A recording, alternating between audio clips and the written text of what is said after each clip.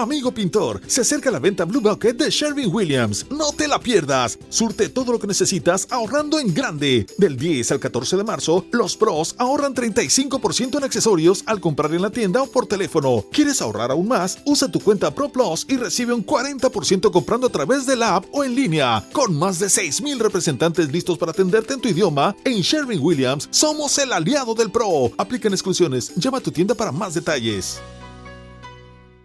Esto es Un Minuto en Nueva York. Aquí comienza un nuevo podcast. Completado en 1930 por encargo del magnate automovilístico Walter Chrysler, el célebre Chrysler Building ostentaría, tras su construcción, brevemente, eso sí, el tan ambicionado título de edificio más alto del mundo. Su inconfundible coronación escalonada, adornada con elementos metálicos que evocan a la industria automovilística de su época, así como sus cabezas de águila metálicas a modo de modernas gárgolas, o su culminación con una imponente aguja, reflejan la inspiración de carácter industrial que marcó su diseño. Pero más allá de su indudable impacto en el ámbito arquitectónico, este edificio buscaba, sin lugar a duda, el simbolizar la innovación y la ambición de los vibrantes años 20, permaneciendo hasta hoy en día como una joya del Art Deco, así como un emblema atemporal de la ciudad construida en Manhattan.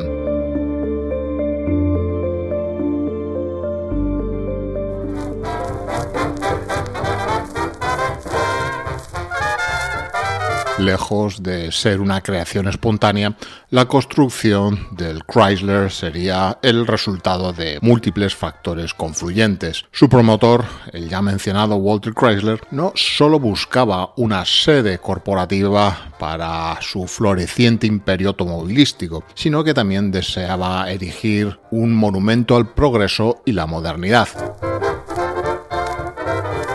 Tras una destacada carrera profesional en la compañía General Motors, Walter Chrysler fundará en 1925 su propia compañía automovilística y así llegaría a revolucionar la fabricación de automóviles con su énfasis en la ingeniería de calidad. Además, la competencia feroz por construir el edificio más alto del mundo en aquella época, donde este era un factor determinante en el mercado inmobiliario, lo impulsó a apostar por un diseño por aquel entonces rompedor, moderno y vanguardista, adoptando el estilo Art Deco.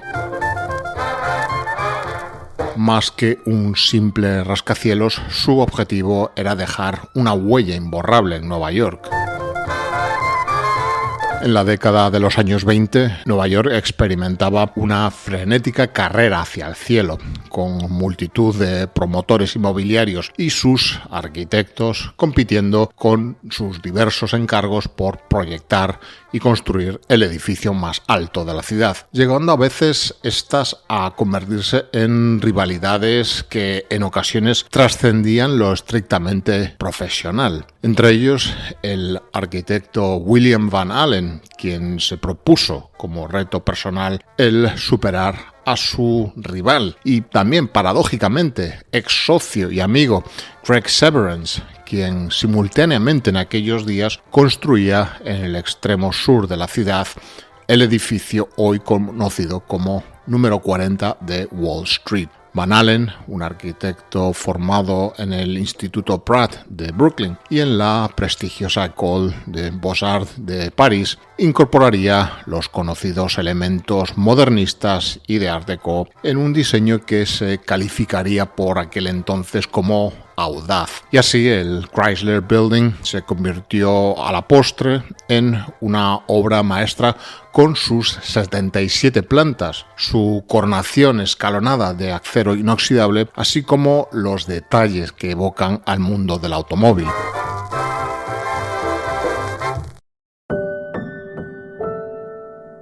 La distintiva aguja, oculta al público hasta el último momento, fue ensamblada en secreto y colocada estratégicamente en el último momento para superar así a su competidor en construcción todavía en Wall Street.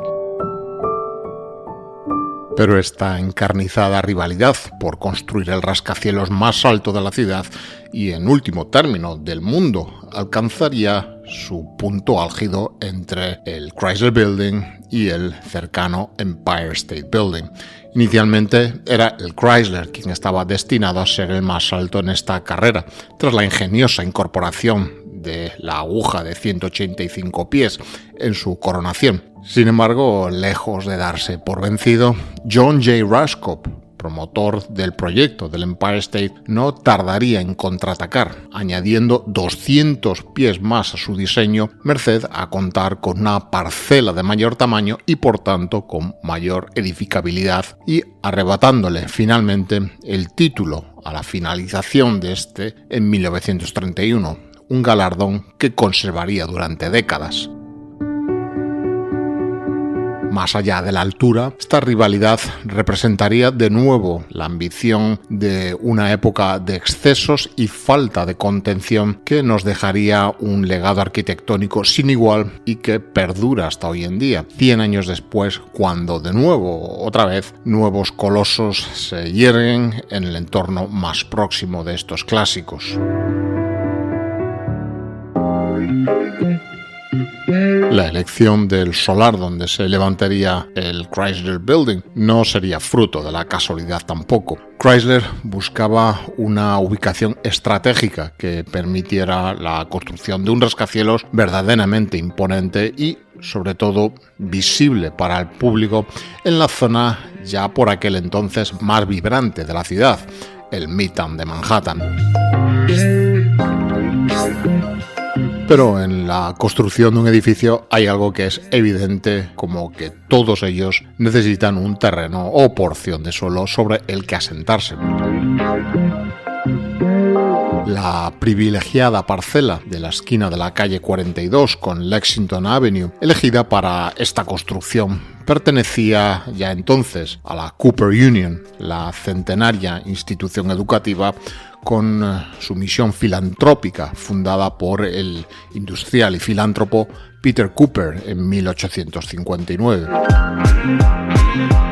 Este terreno había sido donado a Cooper Union previamente en 1902 por Andrew Carnegie, el magnate del acero que, tras emigrar desde Escocia en su infancia, llegó a ser uno de los hombres más ricos del país, así como de la familia Cooper Hewitt, con el propósito de que pudiese generar sus propios ingresos mediante el arrendamiento del terreno y de esta forma poder mantener financieramente su misión social y filantrópica.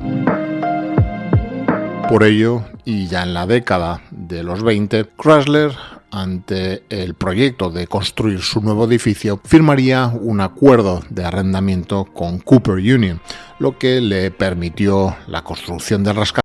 No te pierdas las ofertas Manos a la Obra con Power Torque. Las herramientas manuales Power Torque están garantizadas de por vida y de venta solo en O'Reilly Auto Parts. O'Reilly Auto Parts. Cielos en esta privilegiada ubicación, mientras que la institución que mantendría la propiedad del mismo se aseguraba una fuente de ingresos fijos a largo plazo. Este modelo de propiedad, conocido como Land Lease, sigue afectando al edificio en la actualidad y es determinante para el futuro de este edificio y su relación con la institución de Cooper Union, así como el futuro a corto y medio plazo de casi más de una centena de otros edificios en esta ciudad.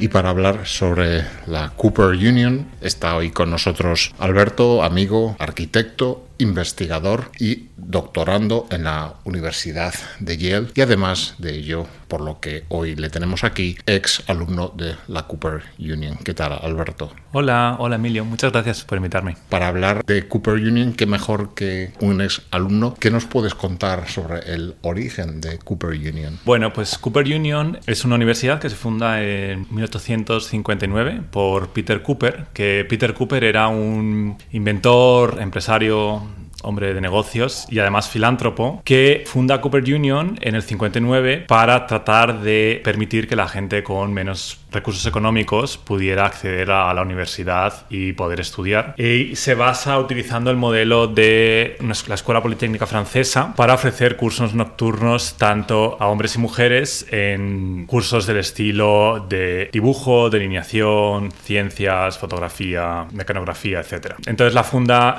sobre la Tercera Avenida, donde está ahora mismo la plaza de Cooper Square.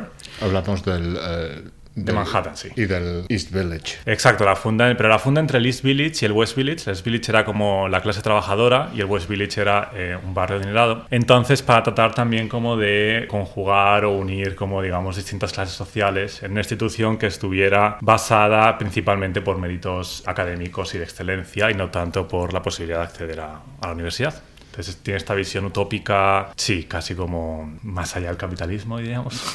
Yo creo que por mi limitada experiencia en Cooper Union como asistente a diversos actos culturales y divulgativos, tengo entendido que uno de los acontecimientos históricos relevantes en Cooper Union fue en su día el discurso que Abraham Lincoln dio en su Great Hall antes de presentarse a la presidencia de Estados Unidos. Eso es siempre una de las grandes efemérides que nos cuentan de Cooper Union. Sí, tiene Peter Cooper, aparte de tener esta visión más utópica sobre la enseñanza, abogó por los derechos sociales en Estados Unidos en el siglo XIX, y uno de los discursos es el que tú mencionas de Abraham Lincoln en el gran auditorio que está en el sótano, que es como unos lugares no sé, espaciales como más bonitos que tiene la universidad. Sí. Y luego Barack Obama, si no recuerdo mal, él también lanza su campaña presidencial para presidente en el mismo lugar, como digamos que replicando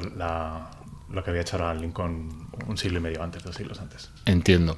Más allá de estos hitos históricos que marcan la institución, hablar un poco de la misión filantrópica y sobre todo el aspecto económico, que es algo siempre que sale a relucir cuando hablamos de educación superior en Estados Unidos. Bueno, sí, claro. O sea, Cooper Union lo que tiene, que es tenía, que ahora hablamos un poco de lo que ha cambiado, tenía esta misión filantrópica de que cualquier persona debía tener derecho a estudiar si digamos que reunía las condiciones intelectuales o académicas. Entonces, durante muchos años, Cooper Union ha estado dando una financiación del 100% a todos sus estudiantes. Entonces, si tú eras admitido en Cooper Union para uno de sus 3 programas, de ingeniería, artes o arquitectura, no tenías que pagar lo que se llama aquí tuition fee o matrícula, que en Estados Unidos ronda alrededor de los $40,000-$50,000 anuales, y Cooper Union daba como financiación total a todos los estudiantes que eran admitidos. Esto funciona, o sea, esto era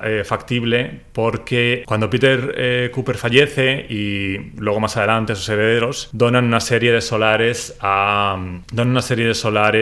la universidad, repartidos por Manhattan y principalmente por lo que estamos aquí hablando, que es el solar del edificio Chrysler. Efectivamente. Y esos solares, por el alquiler, todo lo que se recibe del alquiler iba para pagar los costes de la universidad. Este modelo funcionaba bastante bien hasta la crisis de 2008, que es cuando, digamos, que ocurre la tormenta perfecta, que se mezcla crisis financiera, muchos de estos solares empiezan a valer menos, y el hecho de que Cooper Union decide construir un edificio de ingenierías, que parece ser que el edificio cuesta más de lo que se presuponía y parece Ha habido problemas de estimación presupuestaria. Exactamente. En las obras. Encargan a Tom Main, a un arquitecto estadounidense, pero el edificio supera el presupuesto inicial y se mezcla con que la universidad empieza a recibir muchos menos ingresos de los que pretendía, y esto generó una crisis financiera muy grande en Cooper Union, y es en el año 2012 que se decide que los estudiantes van a tener que empezar a pagar matrícula, y el 2014 es el primer año que los estudiantes empiezan a pagar matrícula. La universidad, o sea, los estudiantes de la universidad protestan, generan un movimiento ante este cambio, digamos, financiero, un modelo económico, y se ha llevado a juicio, se ha protestado, se ha, como se diría, contested. Y recientemente Cooper Union va, en teoría creo que es en 2030 cuando va a volver a ser gratuita nuevamente, pero a partir de, no sé si este año o el siguiente, los estudiantes de último curso no van a pagar matrícula. Ha cambiado, están tratando de revertir el modelo al modelo anterior a la crisis económica. Paulatinamente. Efectivamente, sí. Y aunque tú lo has mencionado antes, ¿qué tipo de enseñanzas se imparten en Cooper Union? Por supuesto, sabemos que arquitectura sí, por tu experiencia, de lo que hablaremos ahora dentro de un poco, pero ¿qué más? Bueno, Cooper Union es principalmente es un college, que es el modelo estadounidense que significa para los cursos de grado, digamos de 4 años o 5 años, desde los 18 hasta los 22, 23. Entonces, principalmente Cooper Union es un college con tres escuelas principales. Uno es Bellas Artes, que tienen tienen pintura, tienen escultura, diseño gráfico, supongo que visual arts, como vídeo, etcétera. Luego tienen el segundo, que es arquitectura, y luego tienen el tercero, que es ingeniería, y creo que tienen varios tipos de ingeniería, no me acuerdo ahora mismo. Y luego, aparte de ello, tiene un programa de máster, que es el que yo realicé, que es un programa de 1 año, mientras que los otros son de 5. Uh-huh.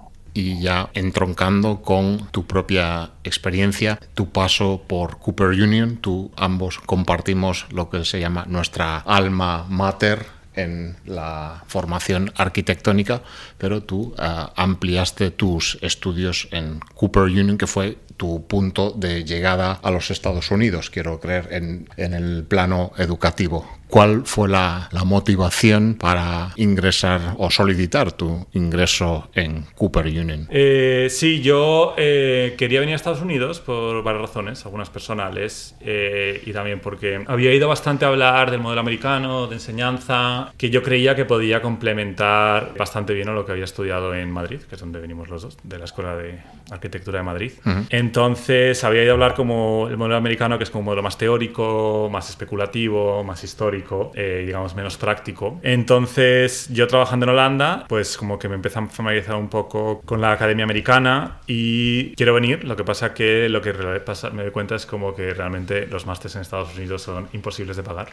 La barrera económica. Efectivamente. Y Cooper Union, había de hablar también, bueno, hay una universidad en Nueva York que es gratuita, que a lo mejor te interesa. Entonces miro y Cooper Union ya costaba. Lo que pasa que a diferencia de universidades como Harvard, Columbia, etcétera, daba una beca de partida del casi 70%, y luego si tú podías demostrar como dificultades financieras te la podían subir incluso más. Entonces apliqué, vine y realicé allí un máster, el máster de 1 año como de arquitectura, y realmente sí, es un modelo muy diferente al modelo español, que es el que yo venía, pero también es un modelo bastante distinto al modelo de otras universidades, que diría que posiblemente como con más presupuesto, con más tecnología, etcétera. Y yo entré en un momento interesante porque el decano cambió, y la universidad lleva ya 2 años cobrando matrícula a sus estudiantes, 25-30%. Entonces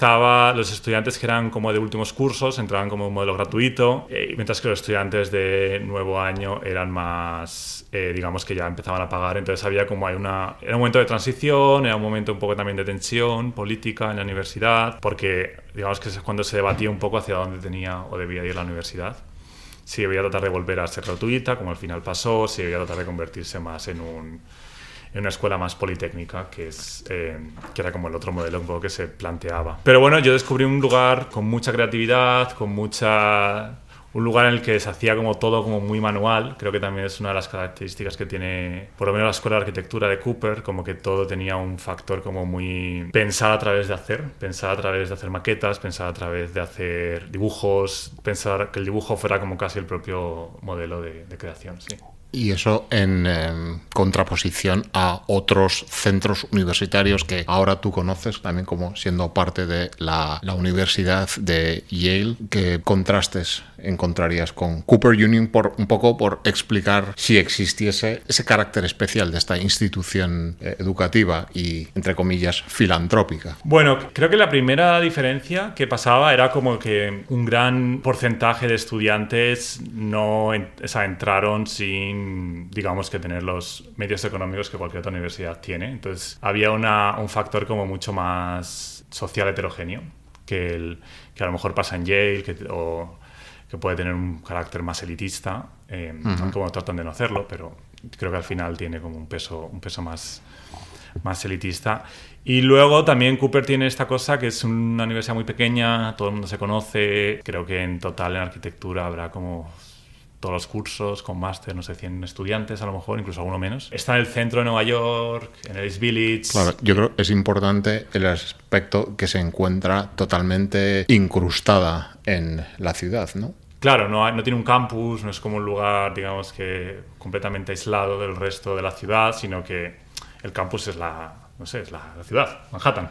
Sí. Entonces, digamos que estás como todo el día, por lo menos en mi caso, que llegaba a Nueva York primera vez y también creo que le pasaba a mucha gente, como que estabas todo el día aprendiendo de la universidad, pero luego al salir de la universidad estabas todo el día aprendiendo de la propia ciudad de Manhattan, de Nueva York. Entonces creo que generaba, así como veando un poco atrás, generaba como unas sinergias creativas bastante fuertes. Estabas todo el día ocupado, estabas todo el día como con distintos inputs creativos, intelectuales, cosas que pasaban en la universidad, cosas que pasaban en la calle. Sí, yo creo que eso es una cosa que la diferencia con otros muchos, o casi con cualquier otro modelo, el aspecto más heterogéneo social y luego el aspecto de estar en el centro de la ciudad, completamente rodeado de todo lo que pasa. Y finalmente, conectando directamente con la ciudad, y uno de los grandes iconos de esta ciudad del que estamos hablando hoy, el Chrysler Building y su conexión directa con Cooper Union, que es por lo que estamos hablando de ellos. ¿Qué está ocurriendo o qué sabemos a día de hoy que está ocurriendo la relación del Chrysler Building y Cooper Union? Claro, lo que pasa es que Cooper Union no se puede entender sin el edificio Chrysler, aunque digamos como la conexión es puramente financiera. Para que el Cooper Union se mantenga de manera económica y digamos que pueda pagar el mantenimiento de la universidad, las matrículas de los estudiantes, etcétera, tiene que estar generando ingresos del Chrysler Building porque son al ser el dueño del solar donde el edificio se sitúa. Entonces, volviendo un poco a lo que pasó durante el 2008, 2010-2012, cuando Cooper Union entra en esta crisis financiera, digamos que lo que se pone en cuestión es si va a poder ser capaz de mantener el solar del Chrysler o tiene que venderlo para pagar las deudas que afrontaba en ese momento. Finalmente consigue mantenerlo, consigue refinanciar su deuda, etc. Y es el edificio Chrysler el que ha ido desde entonces, porque también en este momento tienen que vender otros solares que tienen por Manhattan. Entonces el edificio Chrysler, lo que yo entiendo es que es el principal generador de riqueza para Cooper. Para Cooper Union, para continuar desarrollando su labor educativa y filantrópica. Efectivamente, y lo que pasa es que Cooper no es el dueño del Chrysler, es el dueño del solar. Entonces el edificio pertenece a otra empresa que tiene que pagar mensualmente, digamos, un alquiler a Cooper por el solar, pero creo que es en el 2019 que se vende a una nueva empresa de real estate, pero al empezar el COVID y al empezar la gente a trabajar desde casa, el edificio deja de ser más tan atractivo para ser alquilado y esta empresa dejó, creo que hace 2-3 años o un año, dejó de pagar el alquiler a Cooper Union y recientemente una resolución judicial exactamente ha devuelto el edificio a la universidad. Entonces ahora la universidad es dueña del edificio y del solar. Si entiendo bien, porque todo esto tiene como un marco legal que no... Sí, es seguramente mucho más complejo. Efectivamente. De cómo lo estamos presentando aquí, pero el trasfondo de la historia es esa, y ese es el podcast de hoy, el traer esa gran paradoja de un gran edificio icono de esta ciudad, pero que realmente se asienta sobre un suelo que no le pertenece. Efectivamente. Y en el caso además del edificio de Cooper, las taxis que se paga al edificio no van a la ciudad, sino que van a Cooper Union, que es como un double revenue, como un doble ingreso. Y ahora lo que, digamos, como que la disyuntiva, la pregunta es qué va a pasar con el edificio Chrysler, porque necesita un alto mantenimiento, necesita reparaciones, el edificio no está en sus mejores condiciones, interiormente sobre todo. Y la pregunta es qué va a pasar si Cooper Union lo va a renovar, reparar, lo van a convertir en viviendas o no, o lo va a volver a revender, o lo va a que otra compañía lo maneje por ellos. Sí, efectivamente. Y esa es la gran, digamos, condena o bendición de este edificio tan icónico en Nueva York, porque si bien en caso de un edificio que por tamaño o por significancia no fuese tan relevante, directamente podríamos estar hablando de la demolición del edificio, directamente la venta del terreno y el desarrollo de otro, pero evidentemente en el caso del Chrysler Building esa variable está fuera o parece estar fuera de la ecuación mientras el edificio se mantenga con seguridad sobre sus ¿Qué pasará? Se va a mantener. Sus cimentaciones. Muy bien, Alberto, pues muchas gracias por estar hoy con nosotros contándonos un poco sobre Cooper Union y esperamos tenerte no dentro de mucho en algún otro podcast.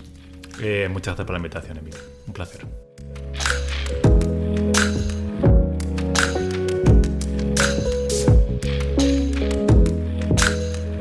A pesar de su estatus de monumento histórico-artístico catalogado o de landmark desde el año 1978, el Chrysler se enfrenta a su vez a serios problemas en el siempre complicado contexto del mercado inmobiliario actual.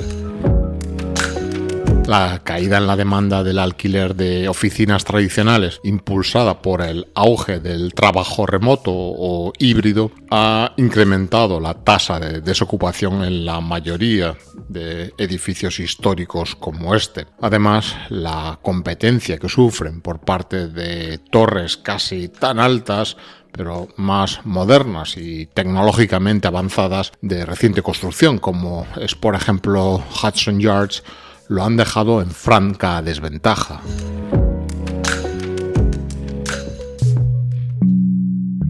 Con los últimos acontecimientos donde los que eran propietarios del Chrysler Building por aquel entonces, el grupo liderado por RFR Holding, han incumplido en los pagos pendientes por un importe de $21 millones en concepto de este alquiler del terreno a su propietario, Cooper Union. Esto dado como resultado que la institución educativa haya reclamado ante los tribunales el control de la propiedad del edificio, dándole estos finalmente la razón y por tanto el control del mismo, por lo que finalmente Cooper Union ha contratado a la firma Cushman & Wakefield para la gestión del edificio, lo cual, con los desafíos a los que se enfrenta actualmente, es una tarea realmente complicada.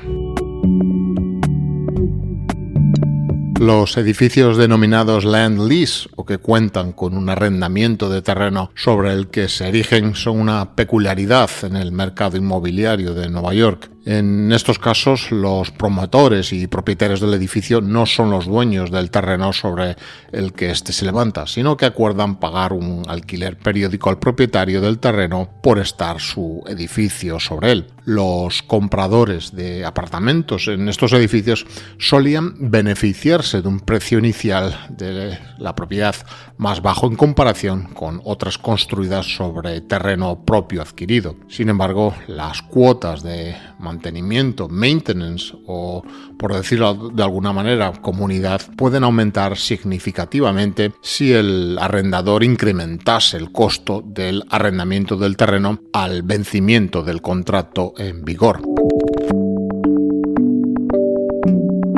Siempre surge la inevitable pregunta, y es que ¿qué ocurriría y cuáles serían las implicaciones si el precio del alquiler sube tras una revisión del contrato de arrendamiento del terreno? Cuando el contrato de arrendamiento del terreno de un edificio se acerca a su vencimiento, pueden ocurrir realmente dos cosas. Generalmente, la junta de propietarios del edificio y el propietario del terreno se reúnen para discutir los términos y renovar el contrato de arrendamiento. Se contratan a su vez tasadores que valoran el terreno y ambas partes acuerdan un precio basado en esa información. Lo más probable es que el alquiler del terreno aumente, pero también podría disminuir en caso de una contracción del mercado.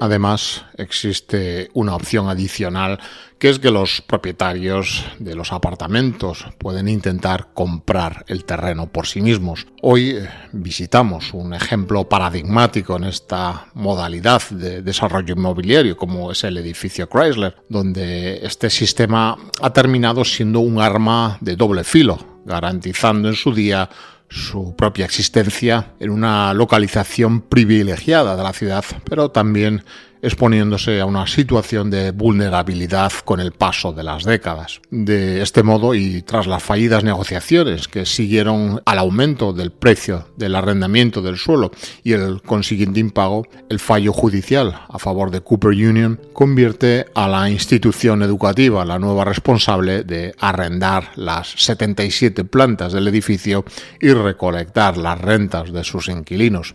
Esto sin duda marca una nueva etapa en la historia del Chrysler Building, cuya estabilidad financiera dependerá de su capacidad y la de sus gestores para reinventarse en un mercado de oficinas actualmente cambiante y hasta cierto punto incierto.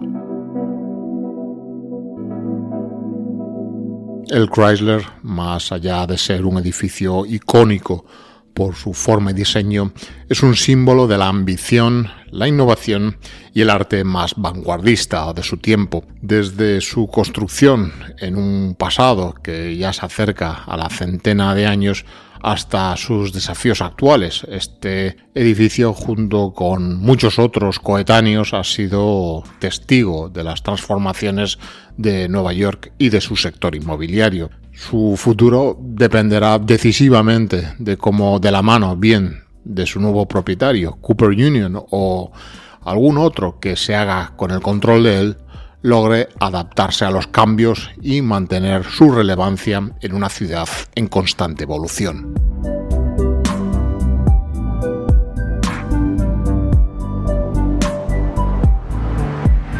Un Minuto en Nueva York es un podcast escrito y producido en Nueva York que te trae retazos de su historia, personajes, costumbres y arquitecturas, relatados de forma personal, subjetiva y no siempre rigurosa. El podcast está disponible para su escucha y suscripción allí donde siempre encuentras tus podcasts favoritos.